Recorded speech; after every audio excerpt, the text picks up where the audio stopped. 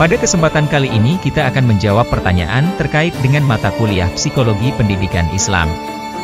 Yang pertama, apa perbedaan antara pendekatan psikologi pendidikan dalam Islam dan pendekatan psikologi pendidikan konvensional? Berikan contoh dari masing-masing pendekatan. Apa sih itu pendekatan psikologi pendidikan dalam Islam?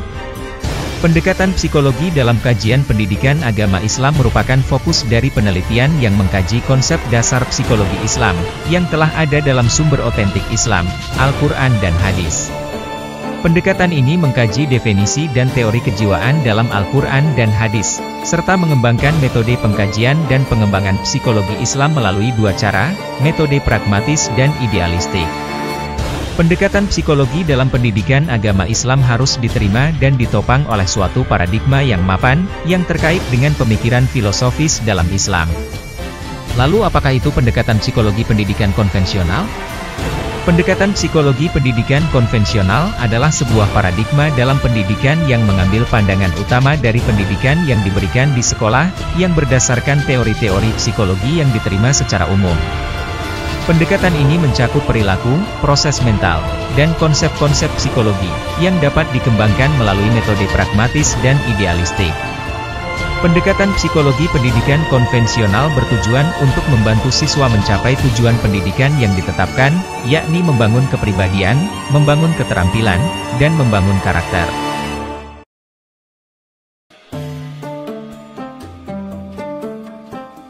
Lalu contoh-contohnya seperti apa saja sih? Yang pertama, contoh pendekatan psikologi pendidikan dalam Islam. Contoh pendekatan psikologi pendidikan dalam Islam dapat dilihat melalui integrasi antara psikologi dan ajaran Islam untuk membantu menjelaskan fenomena-fenomena atau masalah umat manusia, khususnya umat Islam. Pendekatan ini memungkinkan manusia untuk mengembangkan potensi dan kualitas hidup yang islami dengan mengintegrasikan hubungan antara nafsu, akal, dan hati ke dalam konteks psikologis manusia berdasarkan ajaran-ajaran wahyu. Dengan demikian, pendekatan psikologi pendidikan dalam Islam memungkinkan untuk memahami dan mengoptimalkan potensi manusia secara holistik dengan landasan nilai-nilai Islam. Yang kedua adalah contoh pendekatan psikologi pendidikan konvensional. Contoh pendekatan psikologi pendidikan konvensional dapat dilihat melalui integrasi antara teori-teori psikologi yang diterima secara umum dan konsep-konsep psikologi dalam pendidikan. Pendekatan ini membangun model komprehensif manusia yang meliputi aspek spiritual, psikologis, emosional, dan sosial. Pendekatan ini juga mengambil pandangan utama dari pendidikan yang diberikan di sekolah, yang berdasarkan teori-teori psikologi yang diterima secara umum. Pendekatan psikologi pendidikan konvensional bertujuan untuk membantu siswa mencapai tujuan pendidikan yang ditetapkan, yakni membangun kepribadian, membangun keterampilan, dan membangun karakter.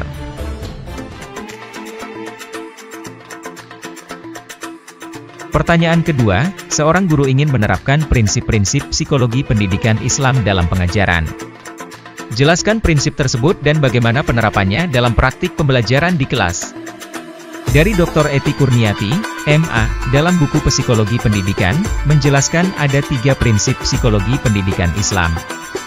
Pertama, keseimbangan akal dan hati, kedua, pemberdayaan individu, ketiga, transformatif. Prinsip keseimbangan akal dan hati mengarah pada keseimbangan antara akal dan hati dalam proses pembelajaran. Dalam penerapannya, guru dapat menerapkan prinsip ini dengan memperhatikan peranan akal dan hati dalam pembelajaran, yang dapat diterapkan melalui pengembangan keterampilan akademik dan pemikiran kritis serta pengembangan kepribadian dan karakter. Lalu pemberdayaan individu, prinsip ini mengarah pada pemberdayaan individu dalam proses pembelajaran.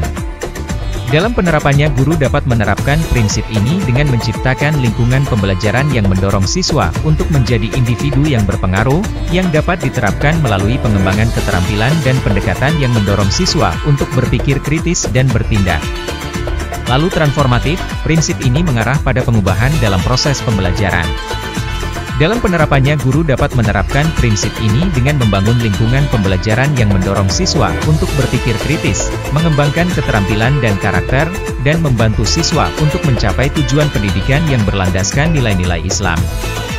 Dengan menerapkan prinsip-prinsip psikologi pendidikan Islam seperti keseimbangan akal dan hati, pemberdayaan individu, dan transformatif dalam pembelajaran, seorang guru dapat menciptakan lingkungan pembelajaran yang mendorong siswa untuk berpikir kritis, mengembangkan keterampilan dan karakter, dan membantu siswa untuk mencapai tujuan pendidikan yang berlandaskan nilai-nilai Islam. Hal ini akan membantu meningkatkan efektivitas pembelajaran dan memperkuat kualitas pendidikan yang berlandaskan nilai-nilai Islam.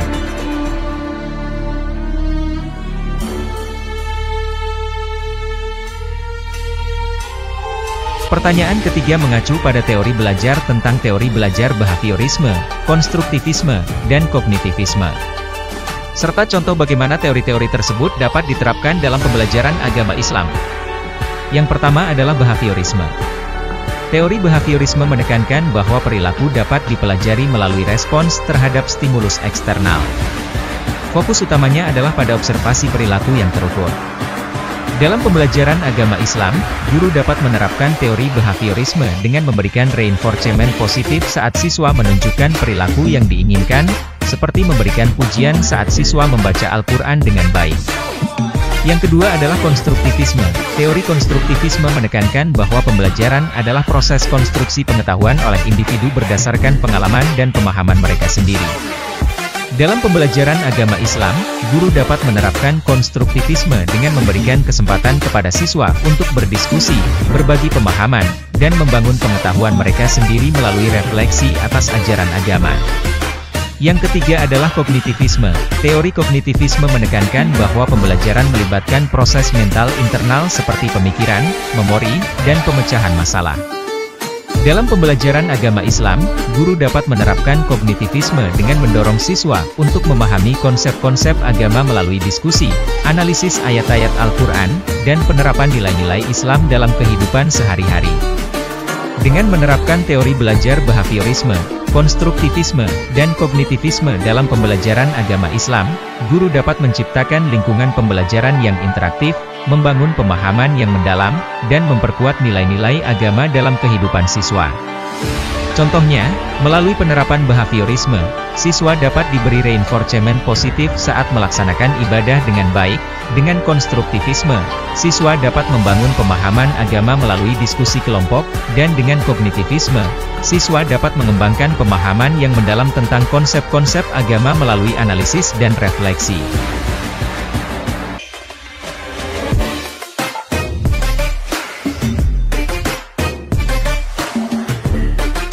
Pertanyaan keempat adalah menjelaskan tahapan perkembangan kognitif menurut teori Piaget. Bagaimana pemahaman tentang tahapan ini dapat membantu guru agama Islam dalam merancang pembelajaran yang sesuai dengan tingkat perkembangan kognitif siswa. Piaget adalah seorang cendekiawan pendidikan yang telah membangun teori perkembangan kognitif yang mengarah kepada bagaimana anak-anak berpikir, berlatih, dan beradaptasi ke dalam dunia yang mereka temui. Teori ini mencakup tahap-tahap perkembangan kognitif yang berlangsung dari awal hingga ke tingkat yang lebih kompleks. Tahap-tahap perkembangan kognitif menurut Piaget meliputi tahap sensorimotor 0-2 tahun. Pada tahap ini, anak-anak belajar mengenal dan mengendalikan perilaku yang berkaitan dengan perasaan dan perilaku. Tahap praktis 2-7 tahun. Pada tahap ini, anak-anak belajar mengendalikan konsep-konsep dasar, seperti penggabungan, perbandingan, dan kausalitas. Tahap konstruktif 7-11 tahun. Pada tahap ini, anak-anak belajar mengendalikan konsep-konsep yang lebih kompleks, seperti penggabungan, perbandingan, dan kausalitas. Tahap formal 11-15 tahun. Pada tahap ini, anak-anak belajar mengendalikan konsep-konsep yang lebih abstrak, seperti logika, matematika, dan fisiologi. Tahap refleksi 15-16 tahun. Pada tahap ini, anak-anak belajar mengendalikan konsep-konsep yang lebih kompleks, seperti penggabungan, perbandingan, dan kausalitas. Pemahaman tentang tahap-tahap perkembangan kognitif Piaget dapat membantu guru agama Islam dalam merancang pembelajaran yang sesuai dengan tingkat perkembangan kognitif siswa. Misalnya, guru dapat menggunakan konsep-konsep yang lebih sederhana pada tahap praktis, dan menggunakan konsep-konsep yang lebih abstrak pada tahap formal. Selain itu, guru juga dapat mengadaptasi metode pembelajaran sesuai dengan tingkat perkembangan kognitif siswa, seperti menggunakan metode yang lebih aktif pada tahap konstruktif dan refleksi. Dengan paham tingkat perkembangan kognitif siswa, guru dapat membuat pembelajaran yang lebih efektif dan menyesuaikan dengan kebutuhan siswa.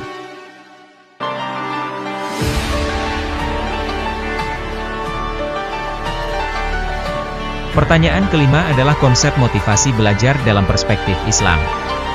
Bagaimana pandangan Islam tentang sumber-sumber motivasi dalam pembelajaran? Pandangan Islam tentang sumber-sumber motivasi dalam pembelajaran adalah yang memberikan perhatian pada motivasi intrinsik, yang menjadi dasar bagi semakin baiknya hasil belajar.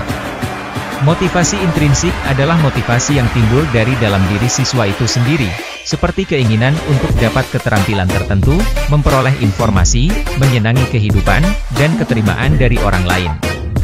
Pada perspektif Islam, motivasi belajar dapat diterapkan dalam pembelajaran agama Islam dengan menggunakan konsep-konsep yang sesuai dengan ajaran Islam. Misalnya, motivasi belajar dapat dihubungkan dengan konsep-konsep seperti keinginan untuk dapat keterampilan dalam membaca Al-Quran dengan baik, menyenangi kehidupan dengan memahami ajaran Islam, dan keterimaan dari Allah Subhanahu wa Ta'ala dengan menjadi seorang peserta didik yang berpikir kritis dan berpikiran Islami. Guru agama Islam dapat membantu siswa dalam meningkatkan motivasi belajar dengan mengadaptasi metode pembelajaran yang sesuai dengan tingkat perkembangan kognitif siswa.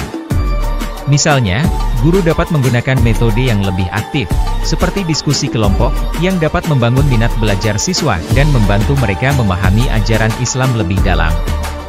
Selain itu, guru juga dapat menggunakan bahan pelajaran yang menarik dan mengembangkan keterampilan siswa, seperti membaca Al-Quran secara mandiri dan mengerjakan tugas yang mendorong siswa untuk berkreasi. Dengan menerapkan prinsip-prinsip psikologi pendidikan Islam dan menggunakan sumber-sumber motivasi yang sesuai, guru agama Islam dapat membantu siswa dalam meningkatkan prestasi belajar dan membangun karakter yang sesuai dengan ajaran Islam.